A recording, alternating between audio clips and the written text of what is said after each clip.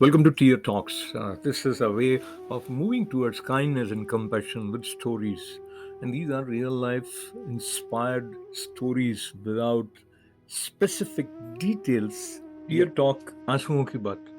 हम जहाँ पहुँच गए हैं वहाँ मुस्कुराना एक मजबूरी है, क्योंकि आपको वही चेहरा दिखाना होता है जिसमें मुस्कान हो, सब कुछ अच्छा अच्छा हो.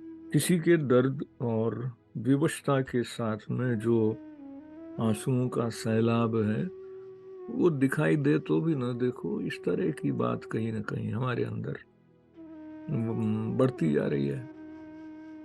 आंसुओं की बात के इस अंक में एक ऐसे दृश्य को आपके साथ बांटने में आया हूं जिसका संबंध एक मुल्क के उन हालातों से है जिसके चलते आर्थिक दबाव इतना बढ़ गया कि लोगों तक खाने पीने की चीजें ठीक से पहुंच पाने की स्थिति भी नहीं रही. सरकार की तरफ से एक इलाके में ऐसा इंतजाम किया गया कि आधे दामों पर अनाज मिल जाए. उसके लिए गाड़ी में भर के अनाज आया. राशन, परिवार, भूख.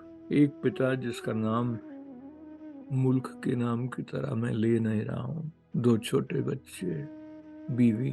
थैला लेकर वो भी उस दिशा की ओर चला जहाँ गाड़ी रुकनी थी, आके जहाँ से अनाज वितरित किया जाना था. पर वो अकेला तो नहीं था, और भी कई लोग थे. धक्का मुक्की जैसा कि ऐसे मौकों पर कल्पना की जा सकती है. सबको एक दूसरे की परवाह होते हुए भी अपनी परवाह सबसे पहले होती है, और अपनी परवाह के चलते दूसरे पर धक्का मुक्की करना सबके लिए एक जरूरी चीज हो जाती है. और आए किस लिए हैं? अनाज लेने के लिए. उसके लिए प्रतिस्पर्धा है. जितनी ताकत है वो लगाना है. ये दो बच्चों का पिता, जो हमारी इस कहानी का मुख्य केंद्र है, जिसको लेकर ये टीयर टॉक शुरू हुई है, उसने कोशिश की आगे बढ़ने की. हाथ आगे बढ़ाया, थैला हाथ में था, और जितने दाम देने थे वो भी मुट्ठी में बींच रखे थे. इतना शांत वातावरण नहीं था जिसमें कि मैं बात कर रहा हूँ, आप सुन रहे हैं. हल्ला गुल्ला भी था, जोर आजमाइश भी हो रही थी. कौन आगे पहुंचे. अनाज का 5 किलो का वो थैला उसके लिए एक जीवन संग्राम ही नहीं, बल्कि उस क्षण के सबसे बड़े विजेता के कप की तरह था. उसके हाथ में थैला था, मुट्ठी में पैसे थे, आंखों के सामने भीड़ थी, पर उसकी धड़कनों में उसके बच्चों का चेहरा था.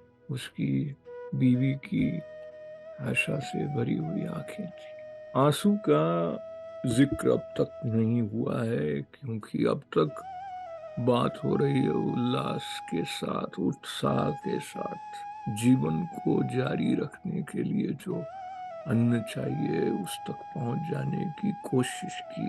मगर अचानक धक्का मुक्की के बीच में हमारा ये मुख्य किरदार इस कहानी का एक धक्के से जमीन पर गिर गया.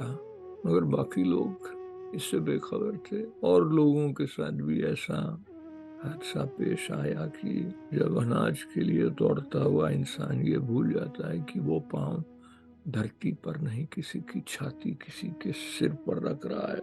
ये कल्पना आंसू से भर देती है ना, कि वो आदमी जो अपने परिवार का पेट भरने के लिए बमुश्किल अनाज लेने के लिए पहुंचा था, उसके ऊपर न जाने कितने लोगों के पांव, कितना दबाव.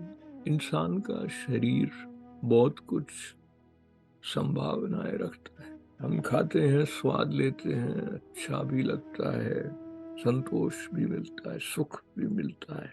और यही देह कितना वजन उठा सकती है. उसके ऊपर लगातार लोग चढ़ते रहे, उसको रौंद दिया गया, और न जाने कब उसके प्राण पखेरु उड़ गए. इसके बारे में किसी को पता नहीं चला. कौन उसकी मौत का जिम्मेदार है, ये सवाल एक जगह से निकलता है, लोगों की भीड़ से निकलता है, मुल्क के प्रशासन तक पहुंचता है, पर पूरी दुनिया तक पहुंचता है। हम मिलजुल कर कैसी दुनिया बना रहे हैं, ये सवाल एक है। ऐसे तो कई सवाल हैं और वो इतने बड़े बड़े सवाल हैं कि वो हमको निगल सकते हैं, इसलिए हम सवालों से दूर रहते हैं, दीवार बना लेते हैं ऐसे जलते हुए अंगारे जैसे सवालों के और अपने बीच में। कभी कभी ऐसा लगता है हमारी जो हंसी खुशी से भरी जिंदगी है उसका एक दूसरा हिस्सा भी देखा जाना चाहिए, वरना एक अधूरापन है। कहीं ना कहीं समग्रता से अगर जीवन को जानने समझने की कोशिश करें तो टीयर टॉक की ये कहानी उस मुख्य किरदार की याद के साथ जुड़ी होने के अलावा कहीं ना कहीं हमारे अंदर कृतज्ञ होने की जो सीख है उसको भी अंडरलाइन करती है। शुक्र मनाना, काउंट योर ब्लेसिंग्स, संतोष। टीयर टॉक का ये अंक समाप्त करते हुए कहीं हम आंसू के आसपास हैं, ये एहसास आप तक बांटते हुए आपकी प्रतिक्रियाओं की प्रतीक्षा तो रहेगी ही, क्योंकि आंसुओं की बहुत सारी कहानियां हैं अलग अलग संदर्भों को लेकर। पीड़ा के इस गलियारे में बढ़ते हुए मैं अकेला हूँ या आप भी मेरे साथ हैं। आपके लाइक शेयर भी उसकी गवाही देंगे, आपके कमेंट्स भी उसके बारे में बताएंगे। शुक्रिया, नमस्ते। This is a way of moving towards kindness and compassion with stories.